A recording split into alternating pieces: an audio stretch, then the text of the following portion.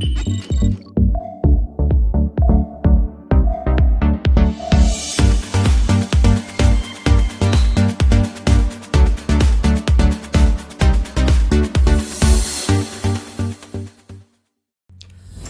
everyone, this is Zero Prime and welcome to another edition of Zero Review, a series in which I look back on the games I played and give you my thoughts and opinions on said games that I played on my channel.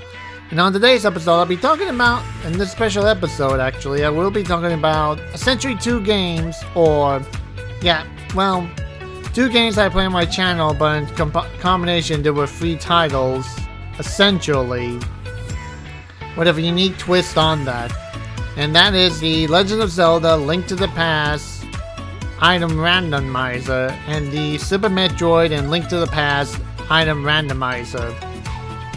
Now, of course, technically I did play this on my laptop, as that's really the only way to do that, by going to a specific website that you use the ROM of the game in order to randomize the item placements and try to beat the game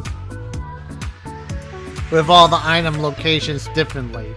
Sometimes you might get lucky and get some good items and placements that you need to progress, or you might get unfortunate and get some items that it would be very difficult for you to progress through the game. And basically, the item randomizer for just the Legend of Zelda Link to the Past, and also the, well, I'm gonna get to the other one in a bit, but for the Link to the Past game, it was kind of tricky. I mean, there were some parts of it that I felt like, you know, hey, this is it. This is the combination I've been looking for. And unfortunately, there are some parts of it that, you know, I came up short and got stuck and could not progress anymore. So that was the unfortunate case for that. Although there might be some stuff I've missed, like maybe some items I could pick up, you know, easily that I might have missed. But again, keeping track of, you know, what items you picked up and where you picked them up is kind of tricky. Especially since the whole concept of the item randomizer is that when you play the game, basically you get items in order to progress the game. But an item randomizer, basically all the items are scattered apart, and basically the game is open.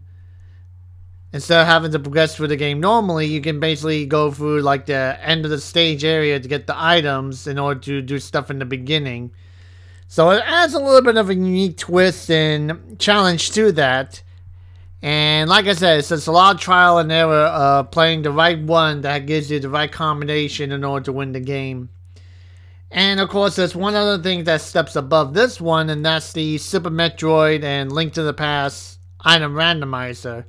The way that game works is basically you take two ROMs of that, and with the program you kind of combine them, so that way when you play the Super Metroid game, you might find some items that you can use from the Link to the Past game in order to progress there, and then vice versa. In the Link to the Past game, you might find items that you can use to progress in the Super Metroid game.